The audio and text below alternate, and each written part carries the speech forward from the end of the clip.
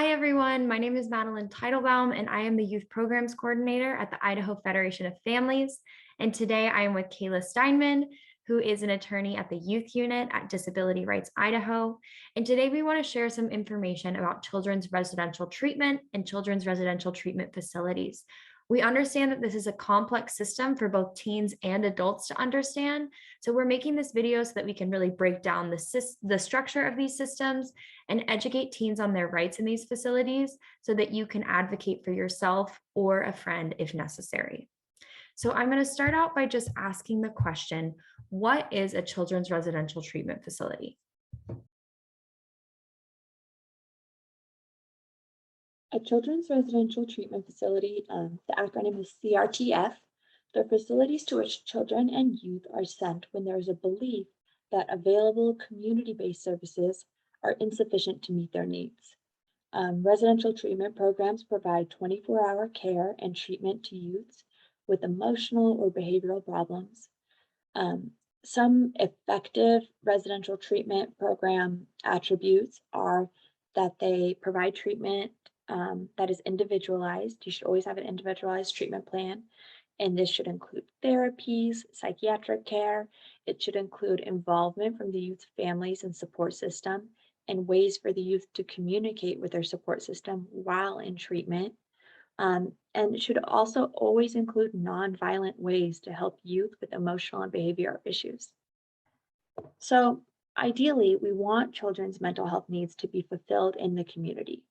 The healthcare system wants kids to stay in their homes with families and have their mental health needs met through services that can be offered while in the community. However, that is not always the case. Youth may require a higher level of care if they are not responding to outpatient treatments.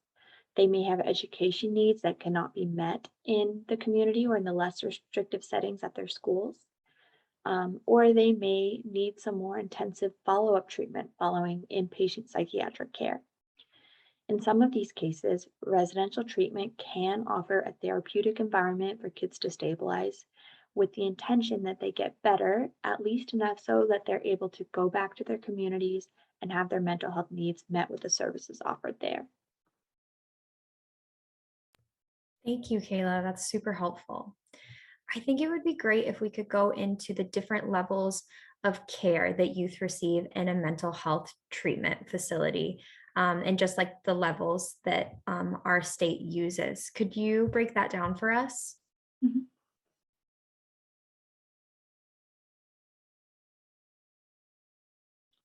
So youth can receive mental health treatment in an inpatient setting or an outpatient setting.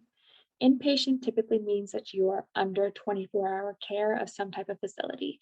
And this could be a CRTF, it could be a PRTF, or an inpatient psychiatric hospitalization.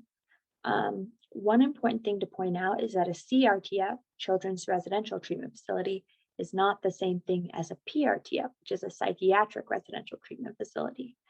A PRTF is a higher level of care and more tailored to specific psychiatric issues typically. Same as inpatient psychiatric hospitalization. That too is a higher level of care where kids get intensive psychiatric support, and typically for a shorter period of time than a child would spend in a CRTF or a PRTF. So those are some of the inpatient settings that we have. Some outpatient settings where youths may receive mental health services are basically any therapy or service that the youth can receive while living at home and within their communities. This could be talk therapy, CBRS, neurobehavioral therapy, family therapy, mindfulness practice. It could be equine therapy. There's tons of different therapies and services that youth can receive in their communities. And that is an outpatient setting. Thanks for breaking that down, Kayla. So you talked about some of the things that make effective residential treatment facilities. Some of those things that make effective facilities are individualized treatment plans, freedom for the youth in their program to communicate with their support system, and also the outside world. Does that mean that there are some children's residential programs that are ineffective? Basically, if you are telling us what a good CRTF has, does that mean that some youth are sent to ineffective or unsafe CRTFs?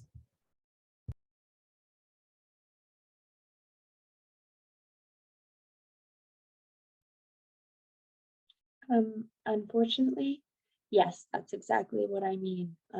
There definitely are some CRTFs where really bad things happen to kids.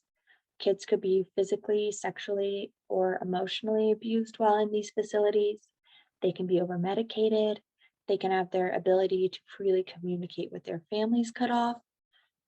So that is why if you are a minor who has been in one of these facilities, or if you're a minor who is at risk of being sent to one of these facilities, or you know someone who has been sent to one of these facilities, it is important to know that your rights in treatment exist, what they are, and how to get help in how to access help if you need it. Thank you. So, what are a minor's rights while in children's residential treatment?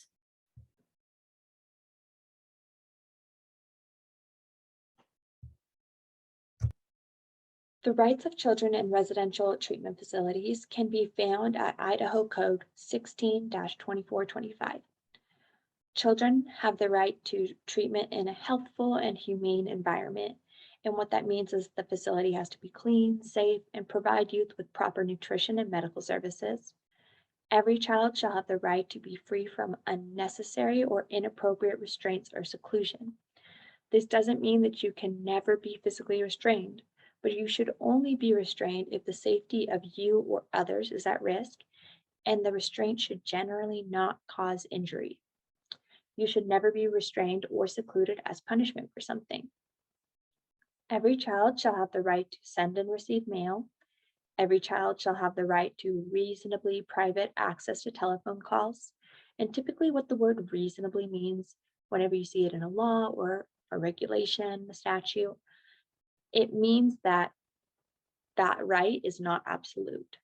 So every child does not have an absolute right for private access to telephone calls.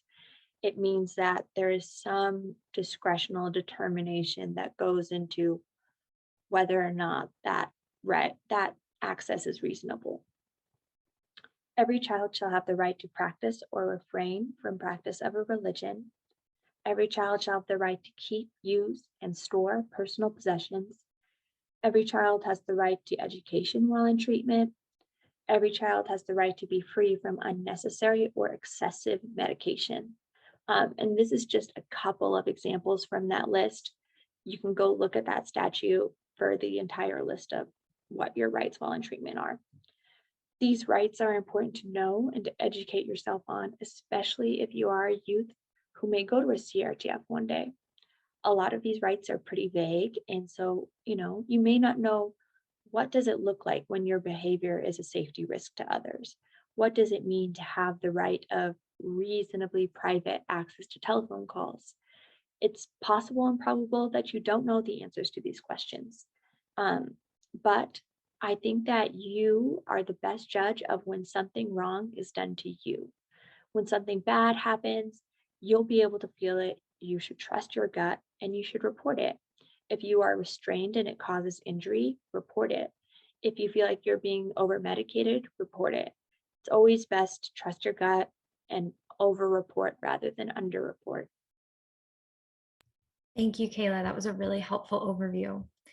So, my last question is, if a youth who has been to a CRTF or who is currently in a CRTF feels like one of their rights has been violated, how can they report it to protect themselves?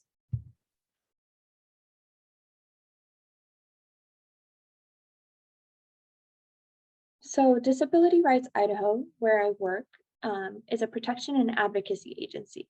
And what that means is that we have the ability to come into facilities and conduct investigations if abuse or rights violations are reported to us. So, I definitely encourage youths to report to us or to tell a trusted family member outside the facility to make a report to us if something bad happens. If a youth is abused, they should also consider making a report to law enforcement or child protective services. You can also make a report if you see or hear of something wrong happening. If a friend in a facility tells you they are being abused, they might not be in a position to make the report themselves. And so you or anybody has the ability to report abuse when you hear it. Um, Another thing to consider is that your friend in the facility likely isn't going to tell you, hey, I've been abused. They're going to tell you about a situation that sounds bad, and they're going to say, this didn't feel good, this didn't feel right. And you can still report that. It's not up to you to make the determination of whether something is or is not abuse. You can report that and we can investigate it, get more facts, and really make sure that that person in the facility is safe. Thank you so much, Kayla. It's really helpful to know youth rights in these residential treatment facilities. So before we go, we just want to share some important resources with all of you. If you would like to learn more about youth rights in residential treatment facilities, please visit Idaho Code 16-2425. Another resource we would like to share with you is Breaking Code Silence. Breaking Code Silence is a national survivor-led nonprofit that aims to amplify the voices of children in residential treatment facilities.